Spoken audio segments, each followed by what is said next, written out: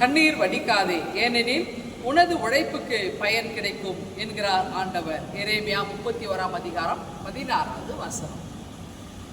எனக்கு தெரிந்த ஒரு அம்மா தினமும் அவங்களுடைய கண்களிலே மருந்திடுவாங்க. அப்போது நான் கேட்பேன், ரொம்ப காலமாக நீங்கள் கண்ணில் மருந்து விடுறீங்க ஏன் அப்படின்னு கேட்பேன்.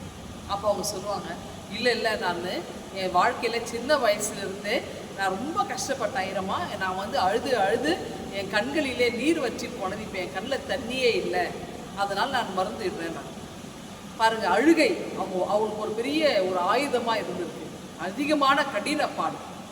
இப்போ இந்த கஷ்டப்படுற இந்த சூழலை நிறைய பேர் கண்ணீர் வடிக்கிறாங்க. ஆண்டவருக்கு இது பிடிக்காத ஒன்றுங்க, நம்ம அழுவதை. ஏன்னா எதுவாக இருந்தாலும் பாரத்தை என் மேலே வச்சிருன்னு சொல்கிறார். வருத்தப்பட்டு வருந்தி அழைப்போரே என்னண்டே வாருங்கள், நான் உங்களுக்கு இளைப்பாறுதல் தருவேன், உங்களுக்கு சமாதானத்தை கொடுக்கிறேன், கூடவே இருக்கிறேன். இவ்வளவு வாக்குறுதிகளை நம்ம கேட்டும் பெற்றிருந்தாலும் நமக்கு இந்த அழுகை என்பது இயல்பாக வந்துடுற ஒன்று. நான் ஒன்று சொல்கிறேன் பாருங்களேன், நம்மளை யாரெல்லாம் வெறுத்து ஒதுக்கி தள்ளுறாங்களோ இயேசு அவங்கள தான் அதிகமாக நேசிக்கிறாங்க.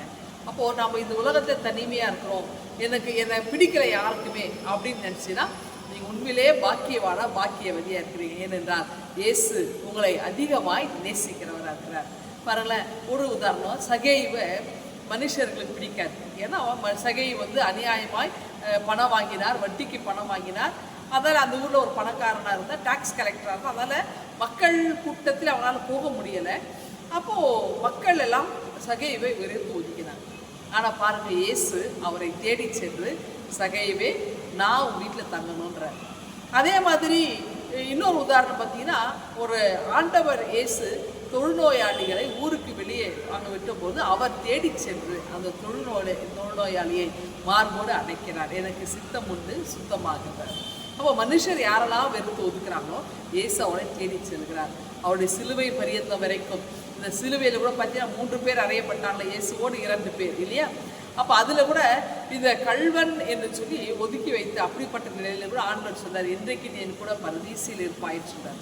அப்படி என்றால் ஆண்டவர் இயேசு யாரெல்லாம் வெறுத்து ஒதுக்குறார்களோ அவர்களை நேசிக்கிறவராக இருக்கிறார். அப்படி என்றால் இயேசுவண்டை நம்மை அர்ப்பணிப்போம், நம்முடைய அழுகை நிறுத்துவோம். இதுவரையிலும் அழுது இருப்போம், இனி அழாதே. அதுதான் ஆண்டவருடைய இது. ஆண்டவர் அந்த கல்லறையில் கூட அவர் பல நேரத்தில் அவர் உயிர்த்து எழுத பிறகு கூட கேட்பா, அம்மா ஏன் அழறீங்கன்னு கேட்குறாரு. அப்போது அழுவது ஆண்டவருக்கு அது பிடிக்காத ஒன்று. அப்போது அழுகையை நம்ம நிறுத்தி அவர் மேல் எல்லா பாரத்தையும் போட்டு நம்ம இந்த நாளை மகிழ்ச்சியோடு தொடங்குவோம். இதில் எந்த காலங்கள் நமக்கு ஒரு பயிற்சியின் காலமாக இருக்கிறது. நாம் இயேசுவண்டை அதிகமாய் நெருங்கி வர, இயேசு நம்மை நேசிப்பதை உணர்ந்து கொள்கின்ற ஒரு அற்புதமான காலம். இந்த காலத்தை நாம் பயன்படுத்திக்குவோமா? இந்த சிந்தனையோடு இந்த நாளை துவங்குங்கள். ஆண்டவர் உங்களை ஆசீர்வதிப்பாராக. ஆமென். எங்கள் அன்பின் ஆண்டவரே, நாங்கள் எப்பொழுதும் சமாதானத்தோடு மகிழ்ச்சியாக இருப்பதை விரும்புகிறேன். தொடர்ந்து நாங்கள் எங்களை வழி நடத்தி காப்போம். மேசி ஜெபிக்கிறோம். எங்கள் அன்பின் ஆமென்.